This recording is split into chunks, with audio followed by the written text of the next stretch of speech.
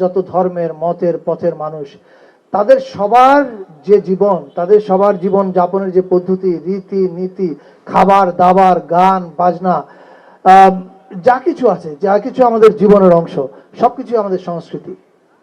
এবং আমরা সেই সংস্কৃতিটাকে ধারণ করতে চাই। এবং এটা আমরা এখন সংস্কৃতি নীতি রচনার একটা প্রাথমিক কাজ চলছে, কিন্তু নীতি রচনার কাজ চলাকালীন সময়ে কিন্তু আমরা আমাদের প্যারাডাইম শিফটের ব্যাপারটা আপনারা নিশ্চয়ই লক্ষ্য করছেন।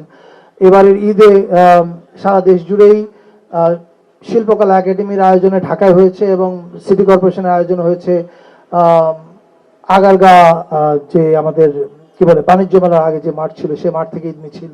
ফলে এটা আমরা শুরু করেছি। সামনে আমরা সারা দেশ জুড়ে ঈদের উৎসব হবে, দুর্গাপূজা উপলক্ষে সাংস্কৃতিক অনুষ্ঠান হবে, বড়দিন উপলক্ষে হবে, বৌদ্ধ পূর্ণিমা উপলক্ষে হবে, এবং নববর্ষ যেটা আসলে ঐতিহ্যগতভাবে এই ভূখণ্ডের মানুষ, সেটা বাঙালি হোক বা অন্য জাতিগোষ্ঠীরও যারা আছে, তারা সবাই আসলে চৈত্র সংক্রান্তি পালন করতো। আমাদের মূল উৎসব ছিল বর্ষ বিদায়।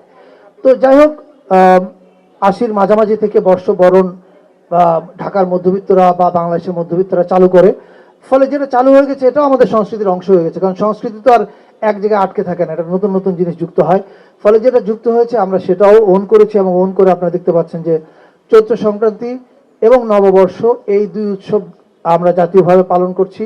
এবং সারা দেশ জুড়েই, শুধু ঢাকা না, সেই কোথায় শ্রীমঙ্গলের চা বাগানে ফাগুয়া উৎসব হচ্ছে, প্রত্যেকটা জায়গায় উৎসব এবার আগের চেয়ে বড় আয়তনে হচ্ছে। আগামীকাল শোভাযাত্রা যেটা চারুকলা থেকে বের হয়, সেখানে আপনারা সবাই যোগ দিবেন, এটা আশা করি। আমাদের সাধুরাও যোগ দিবেন, অন্যান্য জাতিগোষ্ঠীরা সবাই থাকবেন। আমরা সবাই মিলেমিশে যখন এক হব উৎসবের মোহনায়, তখনই আমরা আসলে বাংলাদেশের প্রাণটাকে স্পর্শ করতে পারবো। এবং আমি বিশ্বাস করি আমরা সেদিকে এগিয়ে যাচ্ছি। সবাইকে নতুন বছরের শুভেচ্ছা।